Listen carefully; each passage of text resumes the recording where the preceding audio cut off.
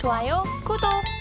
바로 종가 베팅할 섹터로 넘어가 볼게요. 두 분이 오늘 모두 수출입 데이터와 관련된 종목군을 가지고 오셨더라고요. 음식료 쪽도 좋았고 화장품 쪽도 좋았습니다. 먼저 대표님의 섹터부터 열어볼까 하는데요. 음식료 쪽입니다. 이미 사실 고점을 달리고 있는 상황인데 2분기 실적 발표 이후에도 이런 추세가 이어질 수 있을까요? 네, 일단 제가 우리 식음료 관련주나 화장품 관련주들 조정을 좀 받지 않겠습니까? 라는 말씀을 많이 드려왔는데 계속해서 올라가고 있어서 좀 죄송하다는 말씀 드리고 싶고 지금 이제 날씨가 너무 무덥다라고 저는 느끼고 네. 있습니다. 아까 전에도 걸어오는데 땀이 막 나더라고요. 그래서 우리가 어떤 종목을 좀 봐야 될까라고 생각을 해보다가 식음료 관련되어 있는 종목 중에서 최근에 변동성이 급격히 커졌다가 좀 조정을 받고 있는 종목이 있어서 하나 준비를 해봤습니다.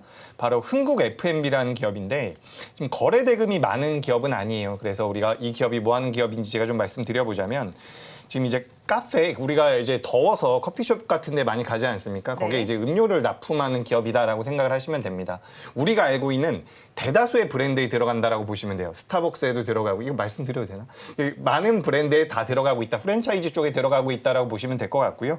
그래서 2분기 매출이 296억, 영업이익이 53억 정도로 추정이 되고 있는데 이 시즌 음료라고 해서 시즌마다 4월 달이나 5월 달 시즌에 도래할 때마다 판매가 되는 그 제품들이 납품량이 계속해서 늘어나고 있다라는 분석들이 나오고 있습니다. 게다가 최근에는 시장에서 좀 관심도가 높아지는 종목군들이 좋은 변동성을 보이는 경우가 많기 때문에 날씨가 너무 덥다라는 것에서 이제 투자 아이디어를 좀 가져왔다라고 보시면 좋을 것 같습니다.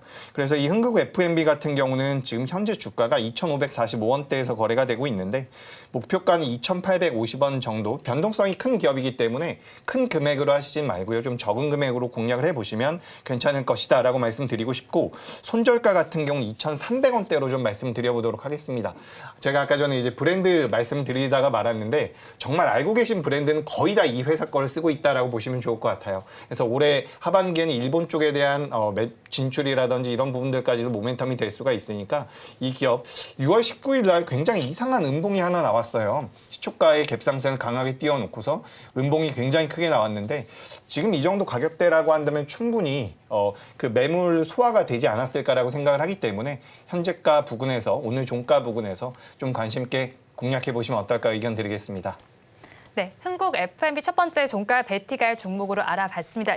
이어서 본부장님의 섹터도 알아볼게요. 화장품 쪽입니다. 자, 그런데 화장품주도 잘 많이 올랐기 때문에 그 안에서 오르지 못한 쪽을 좀 옥석 가리기를 해봐야 될 것 같은 시점인데요. 어떻게 그쵸. 볼까요? 그러니까 결국엔 지금 시장은 뉴스와 테마 그리고 이제 수급이 들어갈 만한 이슈몰이를 좀 찾고 있는 것 같아요. 워낙 이제 반도체 IT가 쉬어가고 있고 2차 전지는 지금 바닥에서 언제 올라올지 모르고 제약바이오는 정말 종목군들마다 지금 히스토리에 따라서 차이가 굉장히 많다 보니 그래서 이제 이슈몰이가 될 만한 기업을 찾고 뉴스를 좀 찾고 있다 보니 계속해서 움직였었던 음식료라든지 화장품 쪽에서 찾을 수밖에 없는데 저는 또 화장품 쪽에서 와, 이 기업은 진짜 안 오른다라고 생각했었던 기업이거든요. 네. 근데 이제 그런 기업들까지 올라오는 걸 보면 결국에 이제 투자자분들은 대장 섹터 안에서의 순환매를 지금 노려보고 있다. 이렇게 좀 보시면 될 것 같고요. 지금 화장품주도 같은 경우에는 매출이 발생하는 나라에 따라서 좀 시차는 크게 좀 차이가 납니다. 작년 같은 경우에는 유럽과 어떻게 보면 북미 쪽이 먼저 올랐고 또 올해 들어오면서 중국 쪽 매출 비중이 많은 쪽이 치고 올라가는 그래서 이제 중국 매출 비중이 많은 기업들 중에 그동안에 못 오른 쪽에 대한 어떤 니즈가 더 많아진 상황이라서 저는 그런 기업들이 있다면 찾아야 하고 그런데 오늘 이 기업을 이야기하면 이제는 없는 것 같습니다. 네, 그래서 일단 여러분들이 뭐 종목보다는 매매 전략을 좀 정확하게 짜셔야 될 때가 아닌가라는 의견 드리도록 하겠습니다. 네, 매매 전략을 잘 짜보자라고 말씀해 주시면서 사실 이 종목 앞서서 일부에서 다루기도 했긴 합니다. 네. 자, 콜마 B&H입니다. 네. 자, 어떤 모멘텀 살펴볼까요? 뭐 다 아실 것 같은데 네. 화장품과 건기식 모두 지금 매출이 회복하고 있어요. 그런데 사실은 화장품 기업이라고 하기에는 좀 그렇습니다. 건기식의 매출이 조금 높기 때문에 비중이 좀 차이가 네. 나는 거죠. 그래도 지금 시장에서는 이것도 화장품이다 라고 이제 밀어붙이는 대로 올라가기 때문에 일단 그 흐름은 거스를 수는 없을 것 같고요. 일단 두 가지 이제 체크 포인트가 있을 것 같아요. 첫 번째로는 외형 성장을 지금 어디서 할 거냐. 결국에 이제 국내에서는 세종 3공장이 3분기에 이제 완성이 되는데 만약 그 세종 3공장이 완벽하게 가동이 되는 4분기에 매출이 이제 늘어난다라고 하면 당연히 올해 상반기보다 더 나아진 하반기 혹은 내년 굉장히 상반기까지는 실적에 대해서는 확실성을 우리가 볼 수 있는 거다라고 좀 볼 수 있을 것 같고요. 또 이제 콜마 B&H의 이제 중국 법인 강소 콜마 같은 경우에는 가동률이 회복한 것을 지난 1분기 실적이 나왔을 때 우리가 체크를 좀 할 수 있었거든요. 그러면 지난 4분기 혹은 올해 1분기, 2분기 가동률이 조금씩 더 늘어났다면 당연히 올해 3분기에 혹은 4분기에 혹은 하반기에 실적에 대한 개선세는 뚜렷하게 나올 가능성이 높아서 지금의 주가 위치보다는 더 올라갈 가능성은 굉장히 높지 않겠는가라는 의견 한번 드려보겠는데요.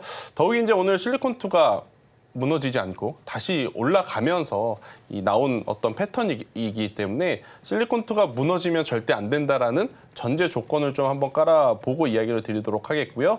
오늘의 종가에 만약 매수를 하신다라고 하면 저는 올라갔을 때는 21,000원이라고 하는 목표가를 잡고 좀 대응을 하시는 게 좋을 것 같고요. 21,000원 이상을 생각하시는 분들 같은 경우에는 22,000원에서 23,000원을 좀 바라보시는 게 맞다. 아니 왜 실리콘2처럼 잉그로드랩처럼 코스메카 코리아처럼 이 기업을 뭐 200%, 300% 못 가나요? 라고 이제 물어보실 수 있는데 그 해답은 LG생활건강 보면 나와 있을 것 같습니다.